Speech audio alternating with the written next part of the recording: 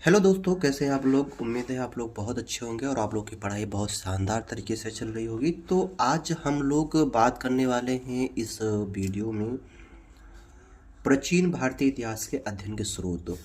तो सबसे ज़रूरी चीज़ क्या है आपको यहाँ जानने की ज़रूरत ये है कि जो हमारा प्राचीन भारत है, ठीक है, क्या चीज़, प्राचीन भारत, प्राचीन भारतीय इतिहास जो है, भारतीय इतिहास के अध्ययन के क्या स्रोत हैं,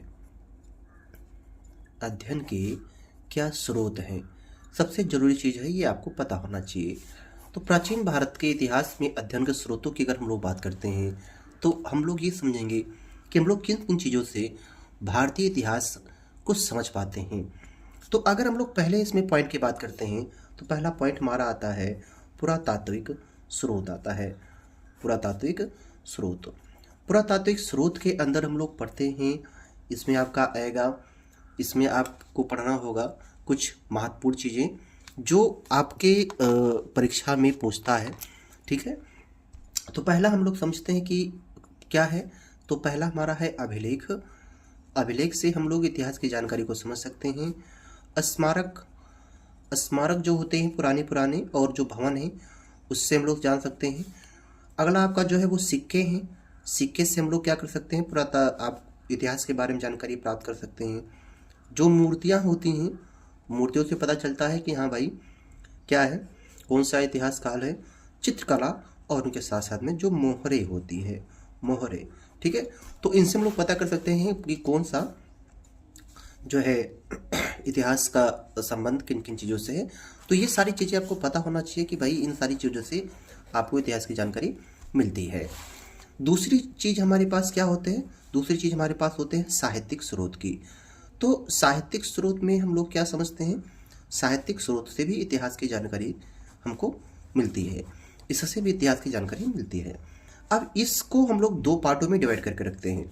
एक तो हमारा होता है भारतीय साहित्य, पहला हमारा होता है भारतीय साहित्य होता है, और दूसरा जो हमारा होता है जिसको हम लोग कहते हैं विदेशी साहित्य, इनको हम लोग कहते हैं विदेशी साहित्य कहते हैं। तो इससे भी हमको क्या होता है कि ये पता चल जाता है कि भाई यहाँ कौन सा साहित्य कहाँ से लिया गया है, और इतिहास के बारे में हमको यहाँ से भी जानकारियाँ प्राप्त होती हैं। अगर हम लोग बात करें भारतीय साहित्य की, तो भारतीय साहित्य में भी कई प्रकार के साहित्य हैं और उनके भी क्या क्या क्रम है इसको समझेंगे। तो सबसे पहले हम लोग इसमें समझते हैं कि कौन कौन से साहित्य इसके अंदर आते हैं। तो जैसे कि धार्मिक साहित्य भी आता है, धार्मिक साहित्य। दूसरा हमारा होता है धर्मनिरपेक्ष साहित्य, धर्मनिरपेक्ष निरपेक्ष साहित्य। और तीसरा जो हमारा होता है जिसको हम लोग कहते हैं संगम साहित्य, जो कि बहुत ही इंपॉर्टेंट होता है, संगम साहित्य।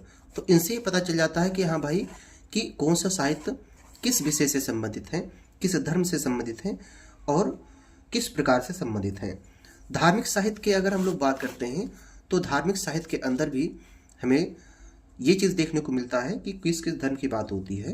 धार्मिक साहित्य के अंदर अगर हम बात करें तो पहला हमारे पास आता है ब्राह्मण साहित्य, ब्राह्मण साहित्य आता है। दूसरा जो हमारा आता है इसके अंतर्गत बौद्ध साहित्य आता है। तो लोग बौद्ध साहित्य के बारे में भी समझ सकते हैं कि हाँ भाई कौन सा साहित्य है, तो बौद्ध साहित्य है। और तीसरा हमारा जो आता है वो जैन साहित्य होता है, जैन साहित्य।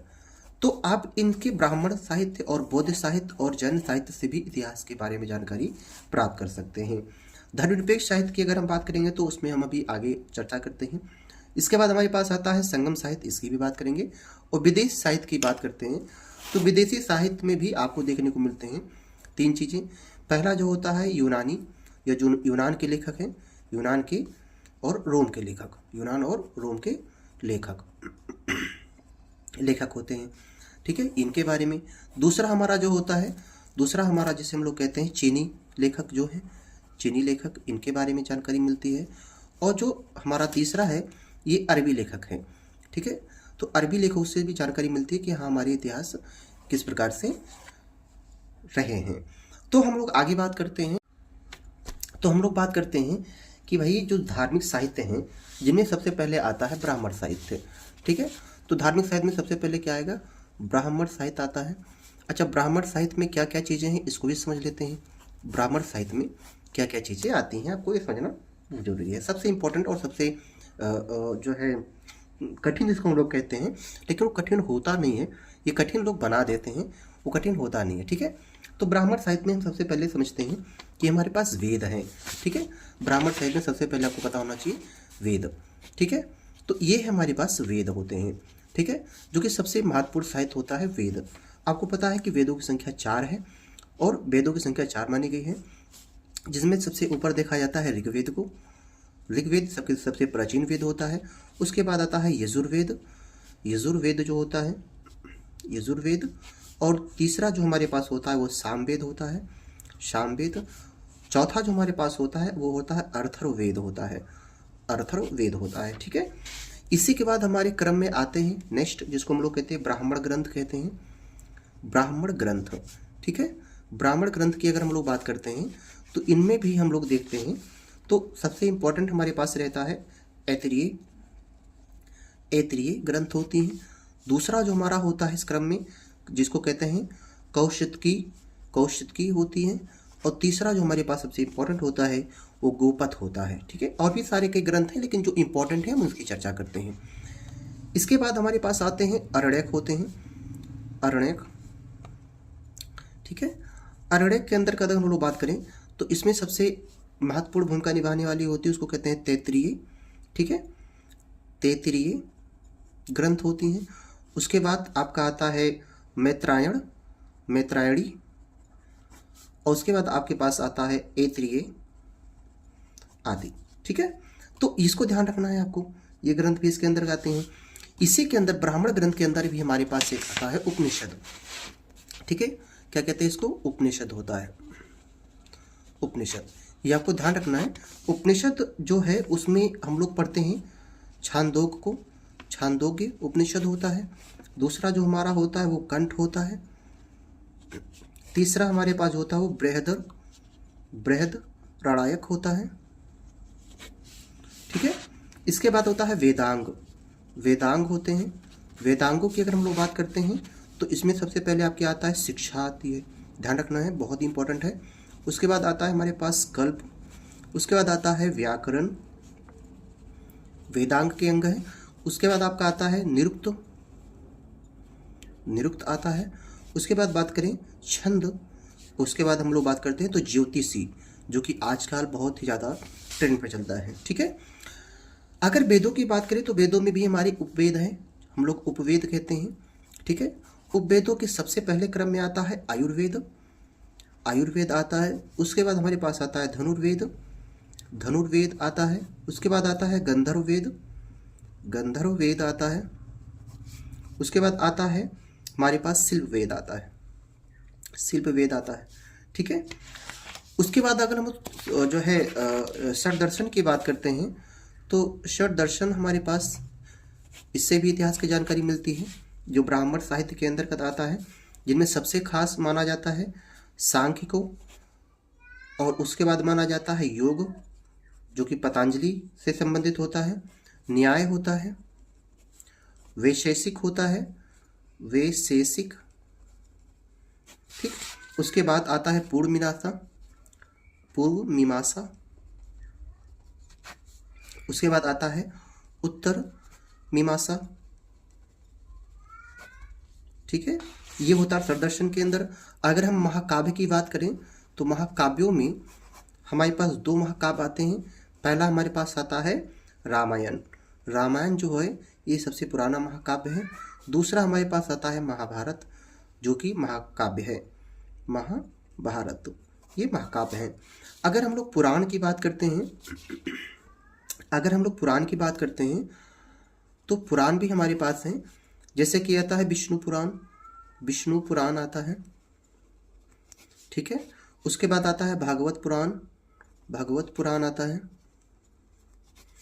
उसके बाद हमारे पास आता है शिव पुराण, शिव पुराण होता है। उसके बाद हमारे पास आता है गरुड़ पुराण, गरुड़ पुराण आता है। ठीक है, अगर हम लोग सबसे जो ब्राह्मण साहित्य में सबसे प्रमुख साहित्य माना गया है, जिसको हम लोग कहते हैं स्मृति। ठीक है, अगर स्मृतियों की बात करें तो ये भी कई सारी हैं, स्मृति स्मृति लोग कहते हैं, तो सबसे खास इसमें दिया गया है मनुस्मृति, उसके बाद दूसरा जो है नारद स्मृति है, नारद स्मृति। उसके बाद हमारे पास आता है याज्ञवल्क्य, याज्ञवल्क्य स्मृति। तो ये है ब्राह्मण ग्रंथ। ये सारे जो ग्रंथ हैं ये आपको दिखाई दे रहे हैं, ये सारे ब्राह्मण ग्रंथ हैं, और जो कि आपको वेद भी, अरणायक भी, ब्राह्मण ग्रंथ के अंदर उपनिषद भी आपको मिल जाते हैं, वेदांग भी मिल जाते हैं, वेद भी मिल जाते हैं, सरदर्शन भी मिल जाते हैं, और महाकाव्य मिल जाते हैं, और स्मृतियाँ मिल जाती हैं। तो ये सारे महाकाव्य होते हैं, या फिर कह सकते हैं इसमें हमारे दो महाकाव्य, एक हमारे पास रामायण है और दूसरा महाभारत है। तो इससे पता चल जाता है कि ब्राह्मण ग्रंथ ये सारे हैं, और इन सारे ग्रंथों से भी जानकारी मिलती है कि हमारा इतिहास कैसा रहा है। हम अपने इतिहास के बारे में बहुत अच्छे से समझ सकते हैं और उसके बारे में जानकारी हासिल कर सकते हैं। ठीक है, इसके बाद हम लोग बात करते हैं जो हमारे बौद्ध साहित्य हैं। तो बौद्ध साहित्य के बारे में समझते हैं कि हाँ भाई, बौद्ध साहित्य कौन कौन से थे। तो अगर हम लोग बौद्ध साहित्य की बात करते हैं जो महात्मा बुद्ध से संबंधित थे, उनके कार्यकाल से संबंधित थे, तो अगर बौद्ध साहित्य की बात किया जाए तो इसमें सबसे इम्पोर्टेंट जो होता है वो होता है सुत्त पिटक। ठीक है, आप लोग भूलना नहीं है, सुत्त पिटक जो होता है ये बौद्ध साहित्य होता है। दूसरा होता है विनय पिटक, विनय पिटक होता है, ये भी आपको पता होना चाहिए। तीसरा जो होता है अभिधम्म पिटक होता है, अभिधम्म पिटक होता है। और उसके बाद आपका अगला जो आता है वो होता है मिलिंद, जो पन्हु होता है, ये भी बौद्ध धर्म से संबंधित एक साहित्य है। अगला होता है बुद्ध चरित्र, जो कि बहुत इंपॉर्टेंट है, बुद्ध चरित्र होता है। इसके बाद आता है दिव्य वाचन, ये सारे ग्रंथ जो हैं ये बौद्ध साहित्य के हैं।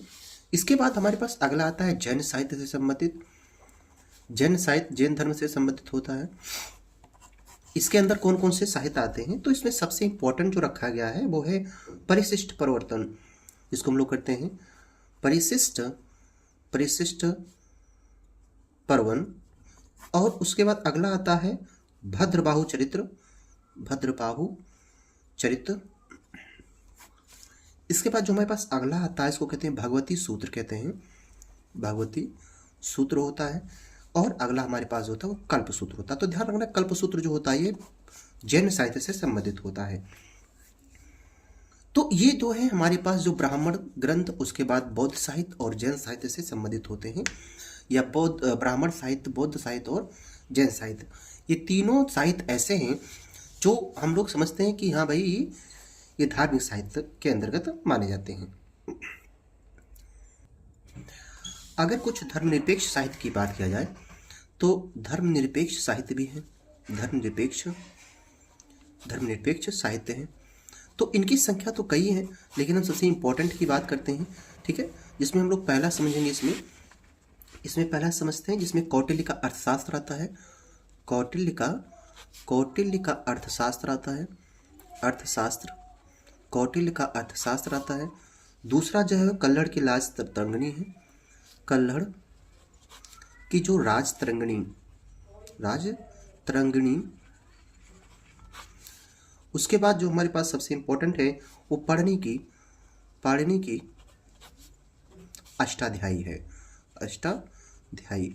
तो ये आपको भूलना नहीं है कि कौटिल्य का अर्थशास्त्र और कल्हड़ की राज तरंगिणी और पाणिनि की अष्टाध्यायी किसकी रचना है। इसमें एक इंपॉर्टेंट है विशाखा दत्त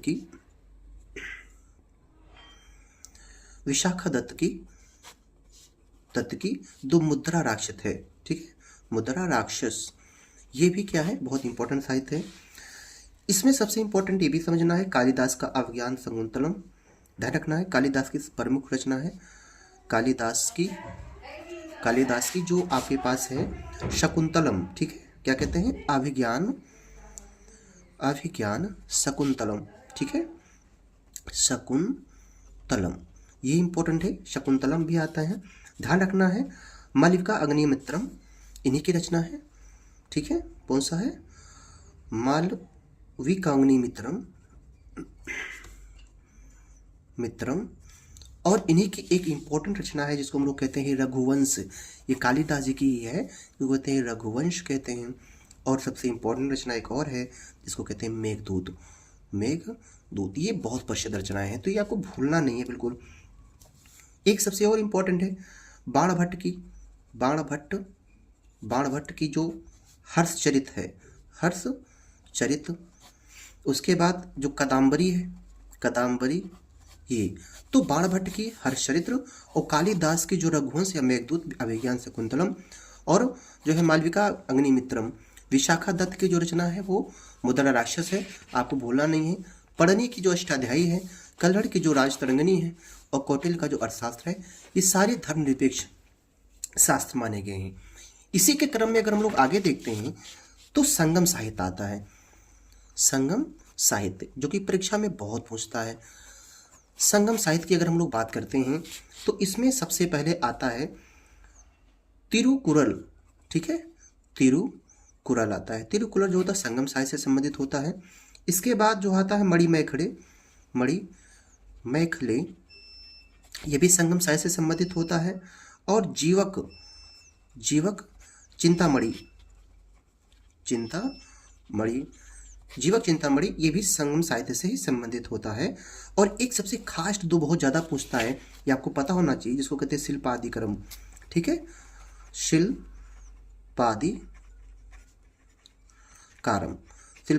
शिल्पादिकरम ये क्या है, संगम साहित्य से संबंधित बहुत ही इंपॉर्टेंट रचना माना जाता है, ठीक है। तो इससे क्या होता है, हमें पता चलता है कि हाँ भाई जो भारतीय साहित्य हैं,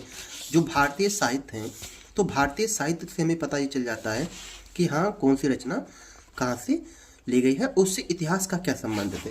तो हमने अभी तक जितने बात आपसे किया, जिन साहित्य के बारे में बात किया, जिस धर्म साहित्य की बात किया, ठीक है, ये सारे भारतीय साहित्य हैं और धार्मिक साहित्य के अंतर्गत आते हैं। कुछ धर्मनिरपेक्ष आते हैं, कुछ संगम साहित्य आते हैं।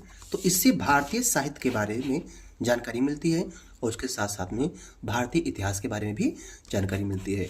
आपको वीडियो कैसा लगा है आप हमें कमेंट बॉक्स में कमेंट करके बताएंगे, और उसके साथ साथ में वीडियो को लाइक भी कर देंगे, सब्सक्राइब भी कर देंगे चैनल को, और शेयर भी कर देंगे, जिससे कि ये जानकारी आपके मित्रों, आपके दोस्तों, आपके सगे संबंधों तक पहुँचे।